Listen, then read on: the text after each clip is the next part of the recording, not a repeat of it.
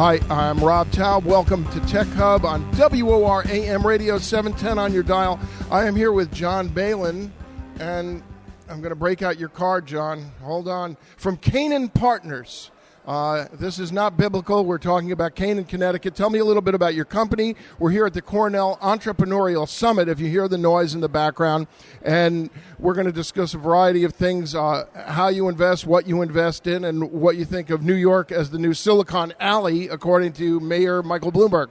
Well, thanks a lot, Rob. Appreciate you having us.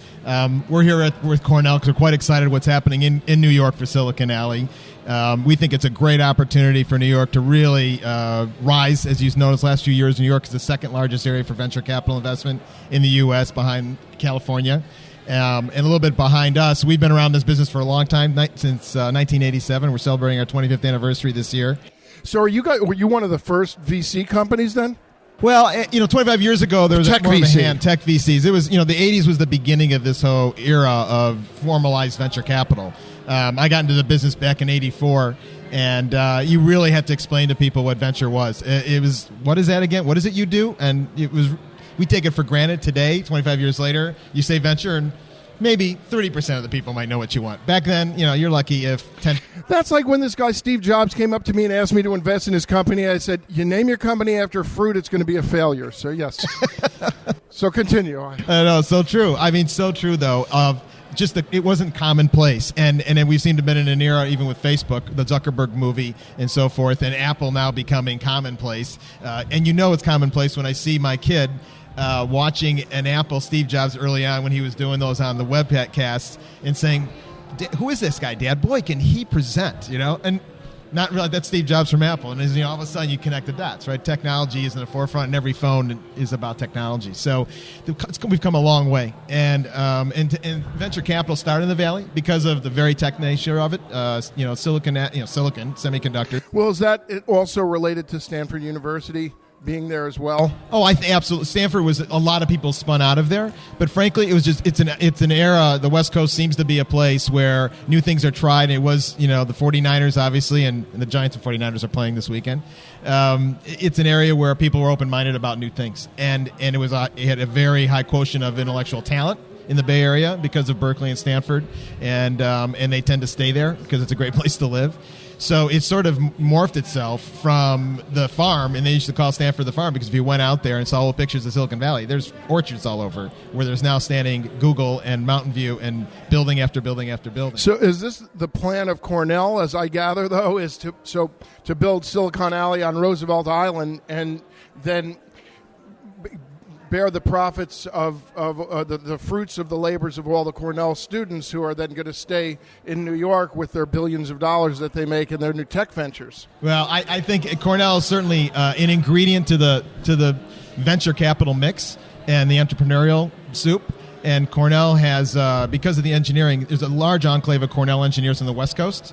I think it's the second largest body of alumni outside of New York, the metropolitan area. And the reason for that is technology. And now that technology, and Mayor Bloomberg has really recognized the fact that bringing technology closer to home is a way of having economic growth. And New York's obviously a great place to live. And we believe it's a great incubator for continued growth in entrepreneurs. And all the ingredients are here. It's the world's major city. Everyone comes through here, and his foresight, frankly, there's a foresight at Cornell, and it keeps within New York. Now a venue from upstate New York, because one of the hardest things about Cornell, the most beautiful and the hardest thing about Cornell is where it's at, in Ithaca. It's very hard to get to, but it's a great place to be, as all of us who've been there. But we need for commerce and so forth, and with Stanford, it has the advantage of it's in a major metropolitan area, and it allows now for technology to reach back in major metropolitan area, and for engineers to see where their work is going to be utilized. So, the ability now to mix in with different entrepreneurs to get jobs on Wall Street, to get jobs in technology, to get jobs in finance, to get jobs in, whether it's digital media, whether it's in e-commerce, whether the next generation of things we create. The intellectual talent now with the internet, you don't have to be in Silicon Valley to create a great internet company. And I think we're starting to see the manifestation there. Jay Walker, Priceline, Cornell graduate actually, one of the most successful travel companies now is on the East Coast. And they're one of the most successful internet companies on the East Coast. And I think we need more of that. And there's no reason we can't. All right, we're here with John Balen from Canaan Partners, and we're here on Tech Hub, WOR Radio, 710 on your dial. John, tell me about what you look for when you're going to invest in a company, what rounds do you normally get in, and how much do you invest, how many companies are you spread out over? We have a pretty simple formula. We invest in early-stage startups. 75% of what we do, if you look, we're in our 9th venture fund. We just closed a $600 million fund in January. We manage about $3.4 billion overall in our firm. But it's really quite a simple recipe. We invest in kind of Series A, seed deals. We'll be the lead investor in each of these deals. In a seed situation, it may be $50,000 to a few million to get something off the ground. And it's all based on milestones of what you want to accomplish before you go ask for more money or get the company out on a broader scale.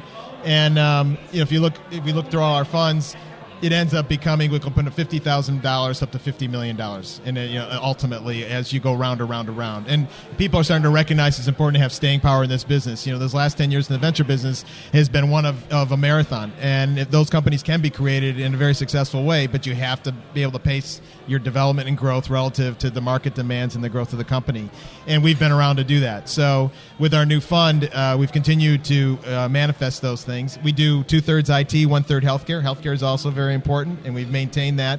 A lot of firms jettisoned their healthcare investing during the booms of the first internet. We said it was important for us to have it. There's innovation there.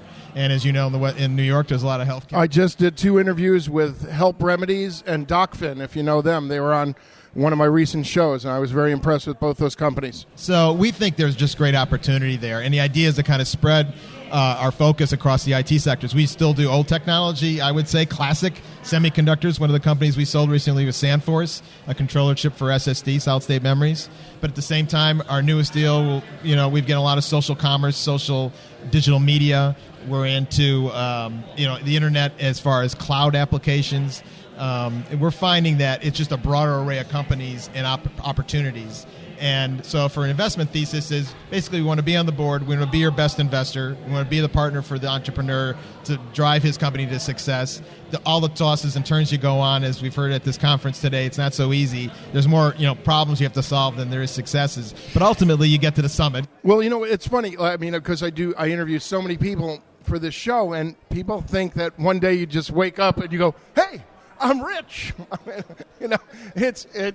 I woke up one day and I was like, hey, I'm good looking, but that's far easier after the work I had done. You can't, there's a whole process, and I really admire and appreciate all the work that everybody does here, not just the entrepreneurs, but the investors who are savvy enough to pick these firms, because, I've been in on pitches and you want to just go, yes, okay, I'll do it, because you got to realize most of the people that are successful at this are really good at pitching, and you have to know, how do I decide which company to pick and which one not to? And that's what makes for a successful venture fund. So many ingredients for success. I mean, as we bring people through the firm over the years and have grown our group, there's no one recipe for success. It's not a cookie cutter, right? You can have all these deals go through, and some of the things that look tremendously promising, other people, what's interesting is that no good idea goes unchecked by 10 other people trying to do the same idea someplace else.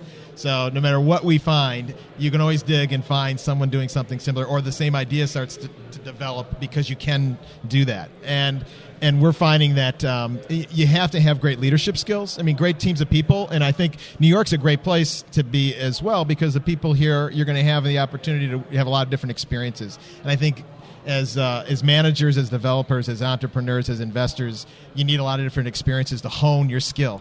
You just don't walk out on Sunday and throw, be the quarterback of the Jets or the Giants, right? There's a lot of skill those guys have, and even then, living in New York, it's not so easy. And if you don't have the lineman to protect you, you're going to get beat up like Mark Sanchez. And by the way, the music that we've heard in the background, we're not here at Birdland or something like this. This is at the New York Times Center, and we're here at, it's not even a breakout session, it's lunch. So they're playing jazzy lunch music, and I hope that our viewers will understand that. Our listeners. Sorry, I'm not on TV today. Anyway, thanks very much, John, for being on the show. I much appreciate it, Rob. Thank you.